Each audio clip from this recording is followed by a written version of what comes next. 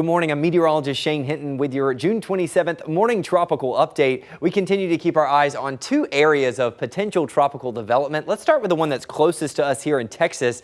You can see this kind of glob of showers and storms that's a little bit further from the Gulf of Mexico. Has a 30% chance of development now somewhere near the Yucatan Peninsula or into the southwestern Gulf of Mexico near the Bay of Campeche. We'll keep our eyes on it, but as we make our way further out toward the east, further out in the Atlantic, this is the area that has the highest chance of development. The National Hurricane Center has actually increased it to a 70% chance of development over the next 7 days.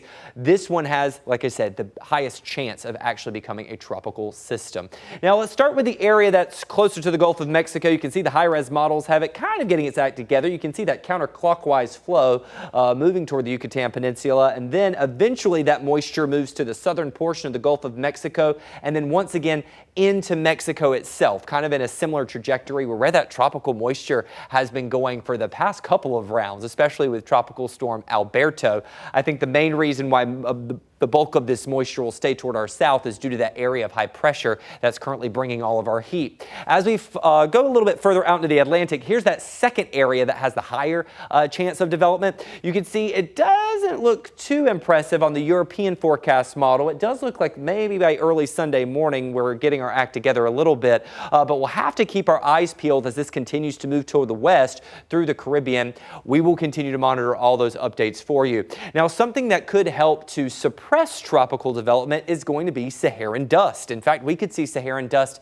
in central Texas as early as this weekend. This is the future track by Friday afternoon. I think the bulk of it's probably going to arrive closer to Sunday and Monday. Here are the latest model runs by Saturday afternoon. We're mostly quiet by the dust, but as we take a look at the back half of Sunday into Monday, you can see those plumes of dust moving in. That'll impact our air quality, probably dropping it down into the moderate threshold and also giving us some milky skylines and some intensified sunrises and sunsets.